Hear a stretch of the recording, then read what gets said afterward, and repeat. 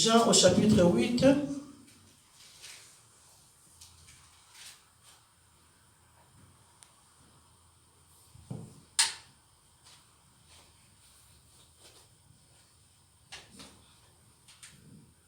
Mes lunettes ne sont pas là. Voilà. Nous allons lire dans le livre de Jean, au chapitre 8. Et nous allons commencer au verset 31. Si Bénédicte peut lire.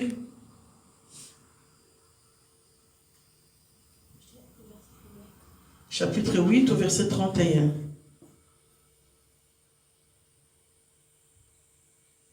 Et il dit aux Juifs qui avaient cru en lui, si vous demeurez dans ma parole, vous êtes vraiment mes disciples. Vous connaîtrez la vérité et la vérité vous affranchira. Ils lui répondirent, nous sommes la postérité d'Abraham. Nous sommes la postérité d'Abraham.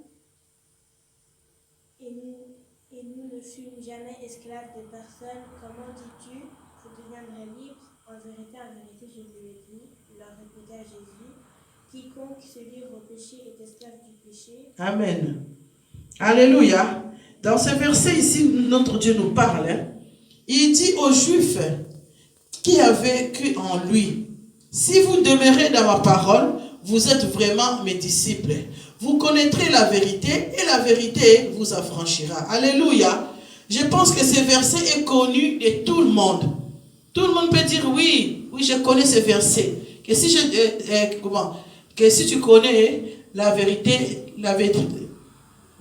t'affranchira. Ici, Jésus parlait aux Juifs.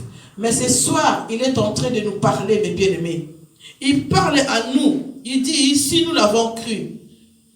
Croire, c'est quoi? C'est reconnaître que Dieu est notre Père. Reconnaître que Christ est notre co-héritier. Alléluia. Reconnaître la grandeur de Dieu dans nos vies. Reconnaître que c'est lui qui nous a créés. Il est le créateur du ciel et de la terre. Reconnaître la grandeur de Dieu dans ta vie. Et donc Dieu nous parle ce soir en disant si vraiment nous avons cru. Donc si vraiment, mes bien-aimés, tu as cru, si tu crois dans ta vie que Christ est ton Seigneur et ton Sauveur, à cela il dit, si vous demeurez dans ma parole, vous êtes vraiment mes disciples.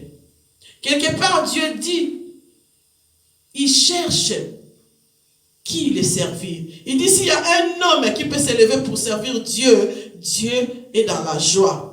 Et l'Éternel, c'est sûr, il dit, si vous demeurez. Donc, comme il y a un si devant, ça veut dire que c'est une condition que Dieu nous donne. Que celui qui ne demeure pas dans la présence de Dieu, celui qui ne demeure pas dans la parole de Dieu, celui-là n'est pas le disciple que le Seigneur cherche. Alléluia.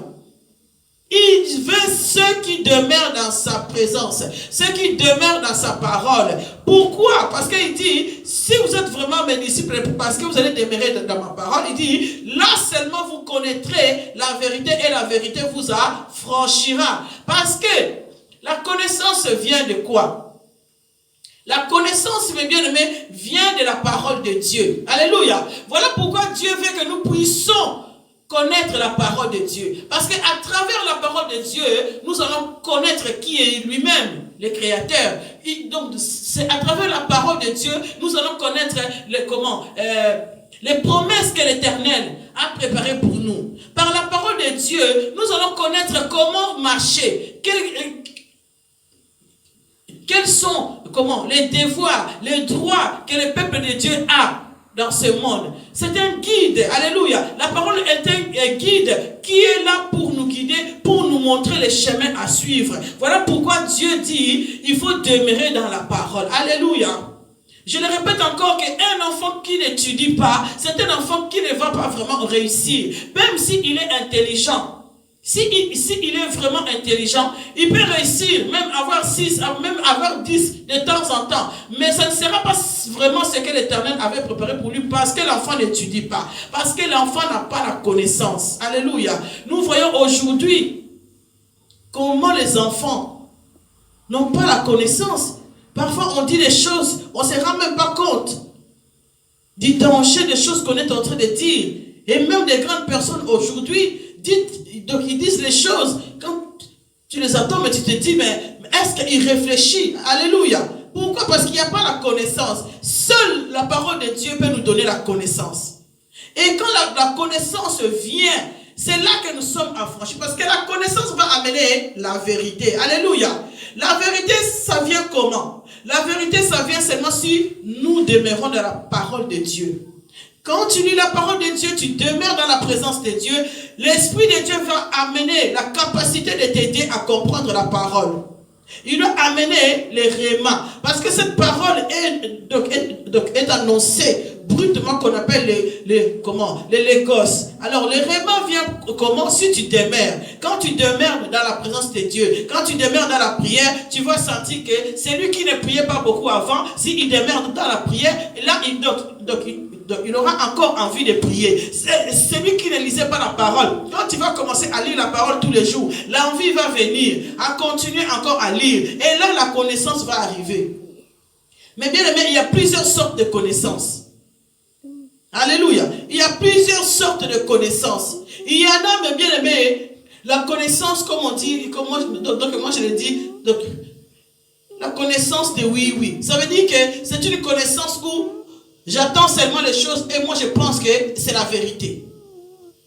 J'ai entendu quelqu'un dire quelque chose, il a dit ça à l'autre, l'autre va le dire à sa façon, et toi tu l'entends, tu dis, ah oui, c'est la vérité, or que non. Parce que pourquoi? Tu n'as pas vérifié dans la parole. Alléluia. Tu as seulement entendu quelqu'un dire. Voilà pourquoi dans l'église, quand on lit la parole et ta Bible, pour vérifier ce qui est en train de se dire. Alléluia. Il y a plusieurs connaissances. Donc, il y a aussi la connaissance intellectuelle, scientifique. Quand tu lis comme ça, tu lis avec ton intelligence. Tu lis la Bible avec ton intelligence. Alléluia. Mais il y a la connaissance auquel Dieu nous appelle ce soir, auquel nous allons insister. C'est la connaissance spirituelle qui vient avec la révélation du Christ lui-même. Alléluia. Parce que c'est là que le Saint-Esprit lui-même va venir avec la révélation en toi. Auquel quand tu lis la parole, tu le comprends autrement. Et la vérité, alléluia, c'est là que tu seras affranchi. Affranchi, ça veut dire que tu seras libre. Affranchi, ça veut dire que la parole que tu as entendue ou la parole que tu as lue, comme il y a la révélation, il met la vérité. La vérité va venir en toi et va produire les fruits. Il y a des gens qui avalent une parole qui produisent les mensonges. Il y a des gens qui avalent une parole qui produisent de l'agressivité. Il y a des gens qui avalent une parole qui produisent de la méchanceté. Mais Dieu, quand tu écoutes sa parole, la parole de Dieu doit t'apporter, alléluia, la sérénité, la révélation. Il va t'apporter la vie. Ça veut dire que ce soir, quand je lis la parole de Dieu, je comprends que non, moi en tant qu'enfant de Dieu, moi en tant qu'une servante de Dieu, que le Seigneur veut que je demeure dans sa présence. Donc si je demeure dans la parole, si je mets la parole de Dieu en pratique, c'est là que je connaîtrai la vérité. Parce que la vérité est lui-même Dieu. La vérité est lui-même Christ. Alléluia. Il est la vérité et la vie. Christ est la vérité, mes bien-aimés. Qu'on ne nous mente pas. Donc, il y en a qui minimisent un peu cette chrétienité. Mais Christ est la vérité, lui seul est la vérité. Si tu connais la vérité te rendra libre. Donc, on ne pourra pas venir te dire. Moi, je me souviens un jour que ma fille me disait qu'à l'école, comment le professeur disait que non. Donc, il n'y a pas une troisième ciel. Non, que ça n'existait pas. Un professeur de religion. Alléluia. Mais ma fille insistait. Donc, elle est venue à la maison me dire, mais maman, comment ça se fait que le professeur m'a dit que ça n'existait pas? Je dis, ne discute pas trop avec les professeurs, tu auras de mauvais points pour rien. Mais toi, sache la vérité, c'est ça. Que cela existe. Alléluia. Parce que le professeur, peut-être lui, il reste sur les basiques des choses. Alléluia. Le professeur, peut-être lui, il ne va pas chercher loin à connaître la grandeur de Dieu, à connaître comment Dieu opère dans la vie de quelqu'un. Alléluia. Il ne sait pas peut-être comment Dieu opère, comment Christ opère dans la vie de quelqu'un. Mais celui qui cherche Dieu en demeurant dans sa présence, en demeurant dans la parole de Dieu, celui-là va connaître la vérité. Parce qu'il n'y a que Christ qui peut révéler la vérité céleste dans la vie de quelqu'un. Parce que l'Esprit de Dieu connaît les pensées de Dieu. Et quand c'est lui qui vient, c'est lui qui va te révéler les pensées merveilleuses de Dieu. Alléluia. Pour que ta vie soit guidée.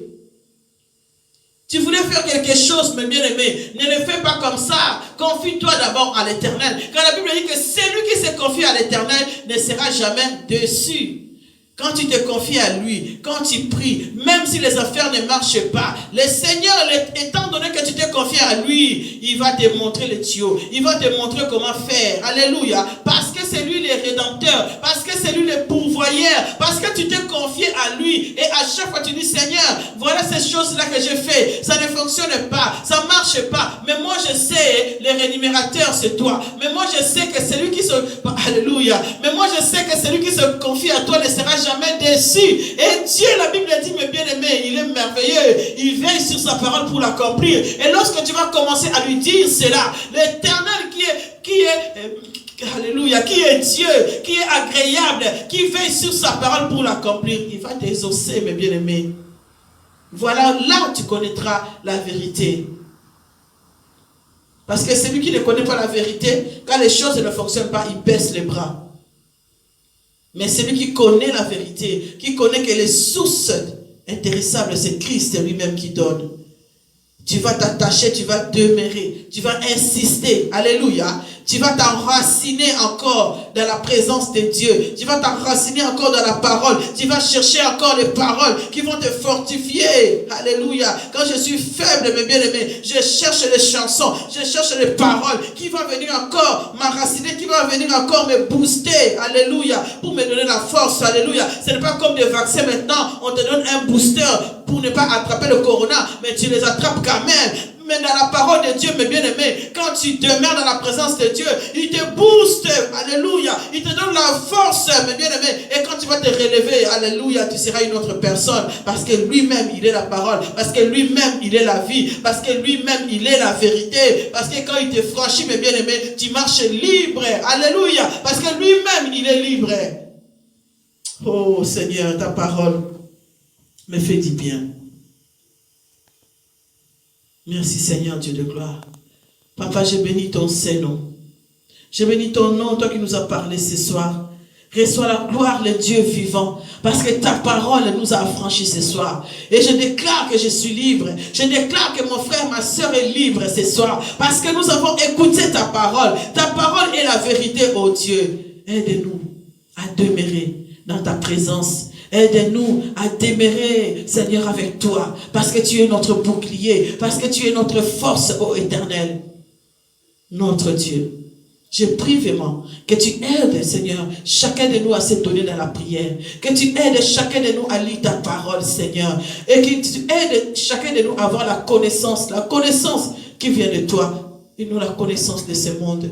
Nous avons déjà vu des hommes intelligents, Seigneur, mais lorsqu'il arrive pour expliquer ta connaissance, ils n'en ont pas. Mais Seigneur, un homme ne peut même pas étudier. Mais lorsque le réma vient dans la vie de celui-là, quand il va s'exprimer, on voit la différence, on voit la connaissance. Parce que celui qui implante la connaissance dans le cœur de quelqu'un, c'est toi, Seigneur. Sois béni notre Dieu.